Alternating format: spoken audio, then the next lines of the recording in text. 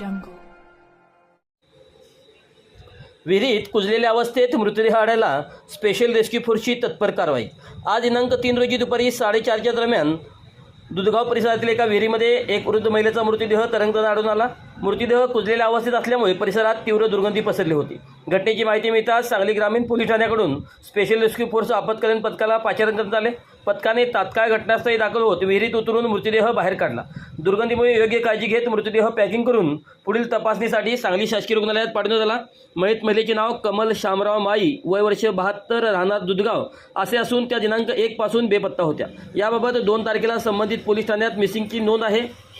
घटनास्थळी सांगली ग्रामीण पोलीस ठाण्याचे अधिकारी व कर्मचाऱ्यांनी पाहणी करून पंचनामा केला असून पुढील तपास सांगली ग्रामीण पोलीस ठाण्याकडून सुरू आहे. या कारवाईत स्पेशल रेस्क्यू फोर्सचे कैलास वडर, महेश गव्हाणे, आसिफ मकानदार, इर्शाद कवटेकर यांनी सहभाग घेतला. या तत्पर आणि धाडसी कार्याबद्दल गावकऱ्याकडून स्पेशल रेस्क्यू फोर्सच्या पथकाचे कौतुक होत आहे.